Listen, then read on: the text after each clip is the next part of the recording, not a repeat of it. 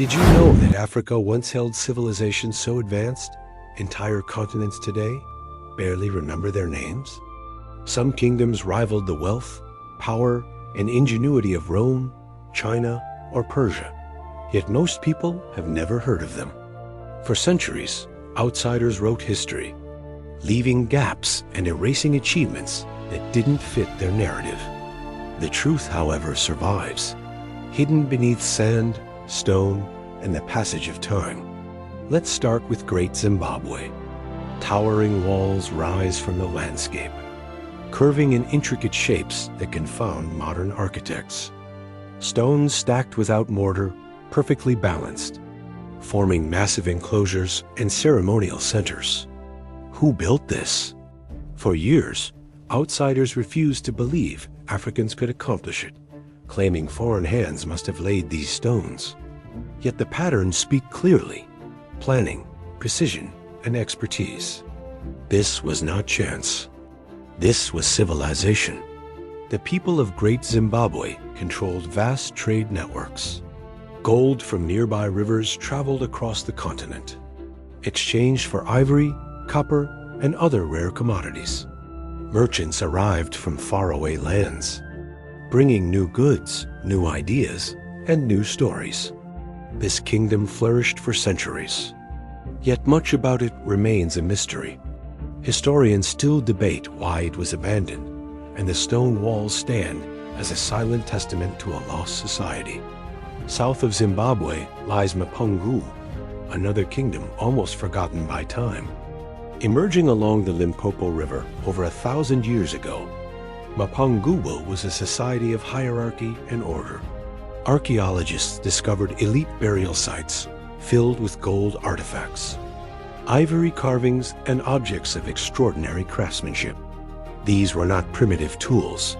They were symbols of wealth, organization, and power. Mapungubwe's rulers maintained influence over vast regions. Yet centuries later, the city vanished, leaving only ruins and artifacts to hint at its former glory. To the north, in the Nile Valley, lay Nubia. Often overshadowed by Egypt, Nubia was a land of warriors, traders, and kings. The Nubian archers were feared by Egyptian pharaohs, and Nubian kings ruled territories that stretched for miles. Their pyramids, smaller than those in Egypt, but no less mysterious, hold clues to a civilization that thrived long before outsiders paid attention. Nubia's history is fragmented, partly erased by conquest, yet its legacy survives in scattered monuments, artifacts, and oral traditions that hint at greatness lost to time. Even beyond these well-known kingdoms, Africa was dotted with civilizations whose names have faded. Cities rose and fell along the Niger River, across the Sahel, and near the Congo, leaving traces of trade, art, and governance. Some of these societies mastered metallurgy, others agriculture, and some even developed early forms of urban planning. Each civilization added to a network of human innovation that predates much of recorded history. The mystery is not only in their disappearance, but also in how advanced they were. How could societies flourish with sophisticated social structures, trade, and monumental architecture long before European powers even imagined exploration in these regions? How did they communicate across distances? How did knowledge survive without widespread writing? These questions remain unanswered. By the time the 19th and 20th centuries arrived, most of these kingdoms were gone, reduced to ruins or hidden beneath dense vegetation. The stones and artifacts that survived speak quietly of wealth, complexity, and influence, but they leave much unsaid. Yet each discovery challenges the assumptions we hold about history, forcing us to reconsider Africa's role in the development of civilization. And as we uncover more, we start to see a pattern. These kingdoms were not isolated. Trade, influence, and human ambition connected them across vast distances. The story does not end with the ruins. It continues, woven into the rivers, valleys, and deserts of Africa. The question now is not only who built them, but why they vanished and what secrets their disappearance still holds. When we think of ancient wealth, we often picture gold in Europe or Asia. But Africa's kingdoms were some of the richest on earth long before anyone else imagined.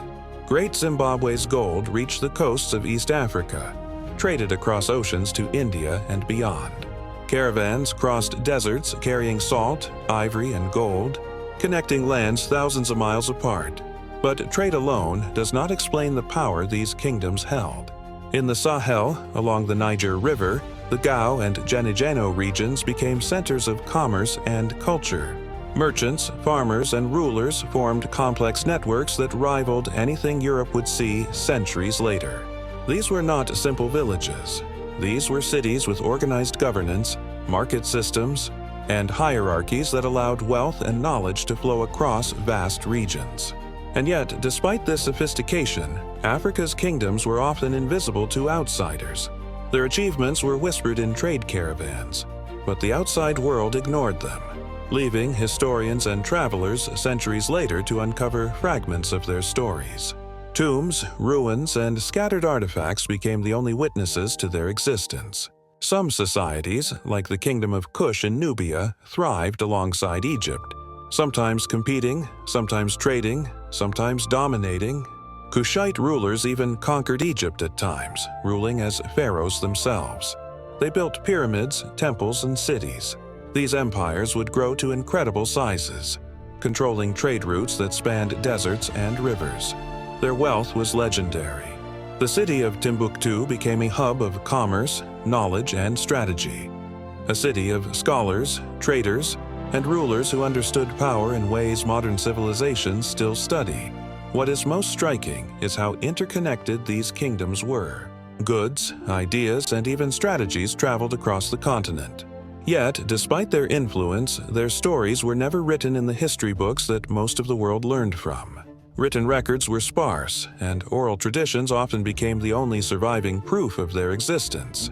And here is where the mystery deepens. How did these kingdoms, so rich and organized, rise and fall without leaving a trace in most of the modern world? Some vanished because of climate shifts, droughts, or the exhaustion of local resources.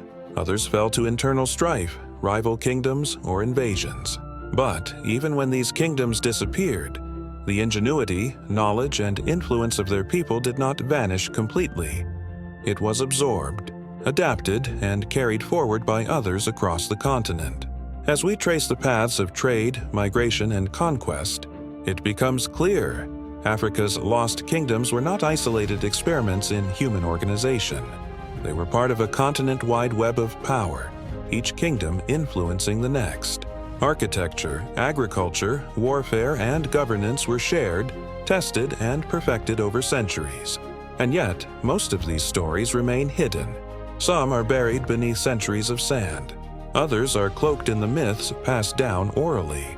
But if we look closely at the patterns, at the ruins, the trade routes, a remarkable picture emerges. By the time the Europeans arrived, many of these kingdoms had already faded, leaving stones, gold, and whispers behind. But for those willing to dig, to question, and to listen, their legacy is clear. It was a land of kingdoms, wealth, and intelligence, operating on a scale that rivals the greatest civilizations of the ancient world. And the story is far from over. In the shadows of what remains, the greatest mystery is yet to be revealed.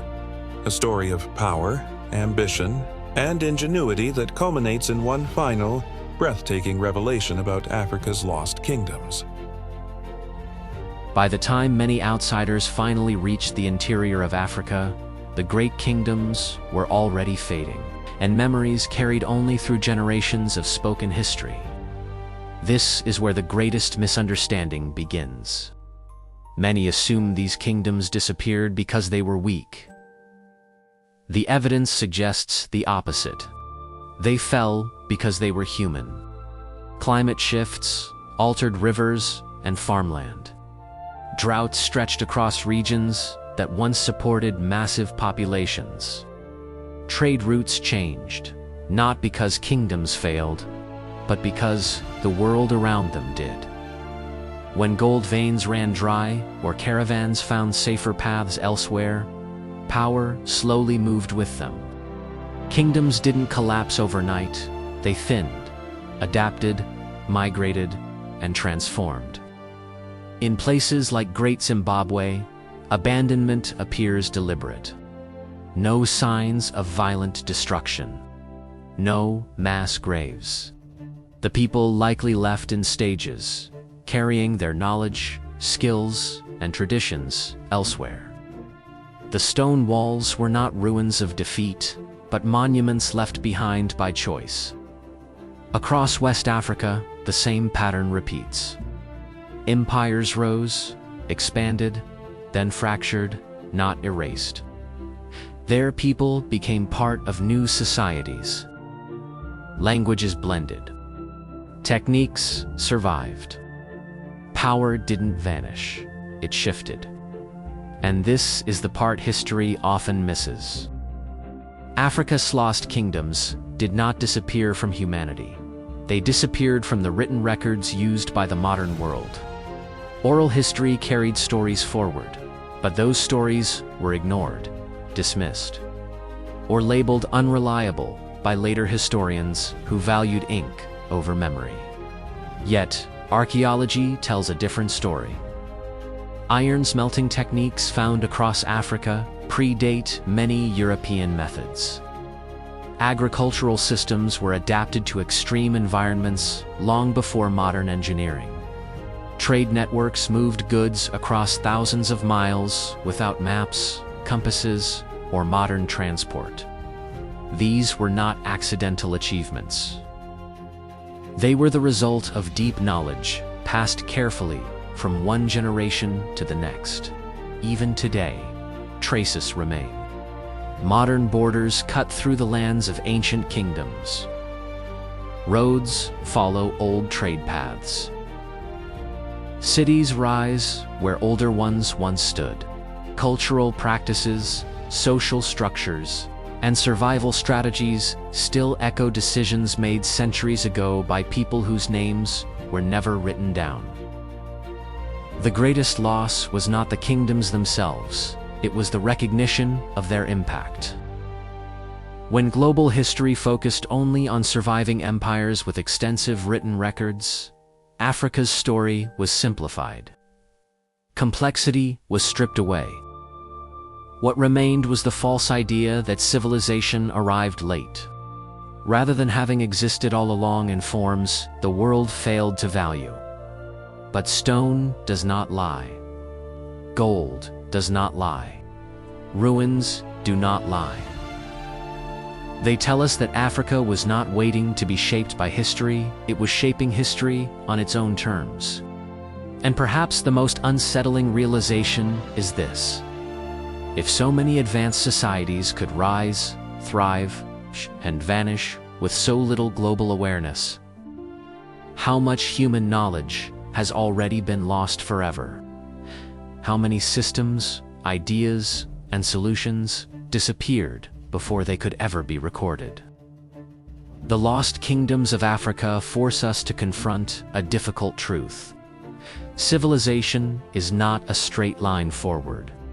It rises, falls, adapts, and sometimes fades quietly, leaving only shadows behind. What we call lost was never truly gone.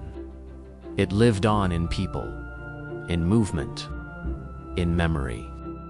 And now, as more discoveries emerge from beneath the soil, Africa's past is no longer silent. It is speaking again, not asking to be admired, but to be understood. Because the story of human civilization is incomplete without it.